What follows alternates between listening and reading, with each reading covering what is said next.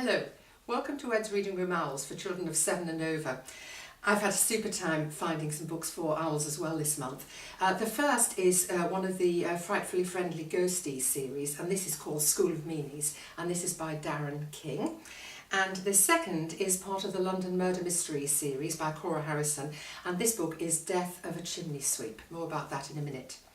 In Frightfully Friendly Ghosties, School of Meanies, the ghostie in question is Humphrey Bump, and he goes to ghost school, but not for long. He's going to have to go on to Still Alive School, which is even worse than ghost school. From the very beginning of the story, I'm going to read a little bit just to set the scene. Ghost school is boring. You get told off for bumping. Bumping is my best thing. The only thing I like better than bumping is cake and lollipops. And the only thing I like better than cake and lollipops is bumping a box of cake and lollipops. And Humphrey!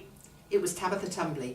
Tabitha is the youngest grown-up ghostie and the nicest of the lot. No fibbing. Humphrey Bump, what happened to that box of cake and lollipops? The cat bumped it, I said. The cat knocked it over with her paws.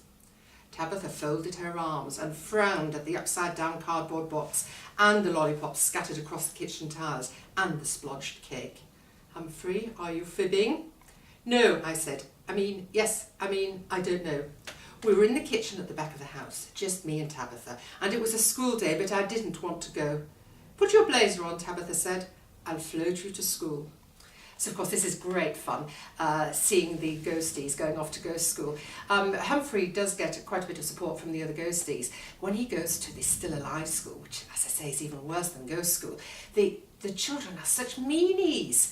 But worse is to come. The headmaster is the biggest meanie of the lot.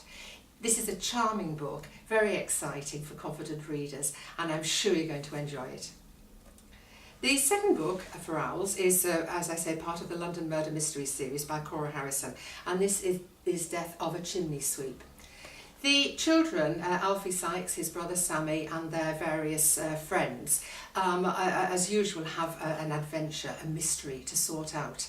And this, sadly, is a death of a young boy. And straight away, Alfie realises it isn't an ordinary death. So again, reading from the very beginning of the story, just a little bit to set the scene.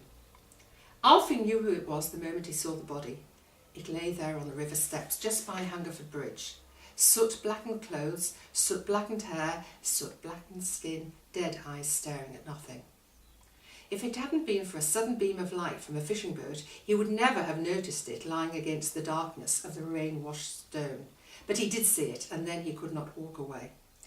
Early that morning, Alfie had been coming down St. Martin's Lane when he saw the figure of Joe, the young chimney sweep, silhouetted against the dawn sky, scrambling hastily across the rooftops. Joe had been in a state when he reached the ground. His words were almost incomprehensible.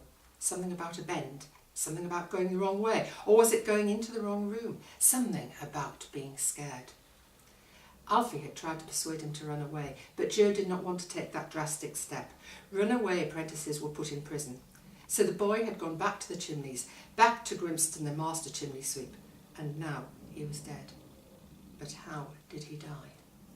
So Alfie and his brother and friends decide that they're going to have to find out, even though they are going to put themselves into danger. Now, this is a beautifully written book, very exciting, a real page-turner, and it's not only exciting, it's set in the atmospheric times of Victorian London. It is really, really wonderful book. Both these books are super, so I hope you will enjoy them, and I hope you will enjoy the fun activities I've written to accompany these books.